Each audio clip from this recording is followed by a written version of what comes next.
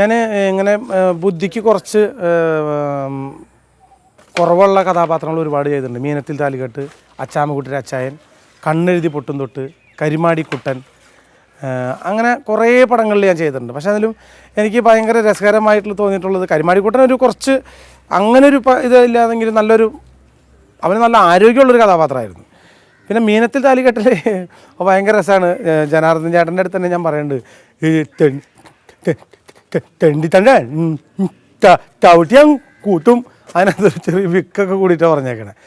അതുപോലെ തന്നെയാണ് അച്ചാമ്മക്കുട്ടിയുടെ അച്ചായനിലും ഒരു പ്രത്യേക പപ്പുവേട്ടന് പാവം പപ്പുവേട്ടൻ മരിച്ചെന്ന് തലയ്ക്ക് മുകളിലാണ്.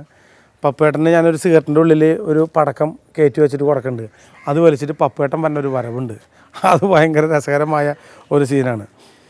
അച്ചാമ്മക്കുട്ടിയുടെ അച്ചായൻ അതിനകത്ത് ഒരു ഷോട്ടിൽ തീയിട്ടേക്കാണ്. അപ്പോൾ മോർച്ചറിയിൽ നിന്നൊരു ഡെഡ് ബോഡി കൊണ്ടുപോയിട്ട് അത് സ്ഫുടം ചെയ്യാനായിട്ട് കൊണ്ടുപോയിരിക്കുക, ദഹിപ്പിക്കാനായിട്ട് കൊണ്ടുപോയിരിക്കുക.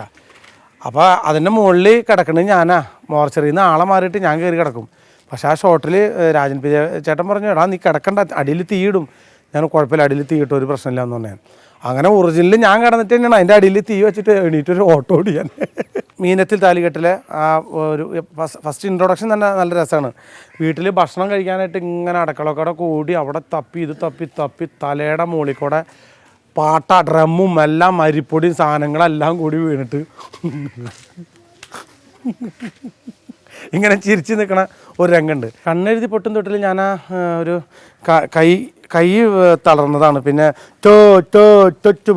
തൊറ്റുമ്പോ എന്നൊരു ഒരു പാട്ടുരംഗുണ്ട്. അതിനകത്ത് എന്നെ അടിക്കണ ഒരു സീനുണ്ട്, മണിയമ്പള രാജേട്ടനൊക്കെ വന്നിട്ട്. അതൊക്കെ ശരിക്കും ചങ്ക് പൊട്ടിയിട്ട് അഭിനയിച്ച രംഗമാണ്. അതിൽ മഞ്ജു വാര്യർ എൻ്റെ അടുത്ത് പറഞ്ഞു, മനുഷ്യേട്ടാ ഭയങ്കര വിഷമം തോന്നിയിട്ട് ആ സീൻ കണ്ടപ്പോൾ.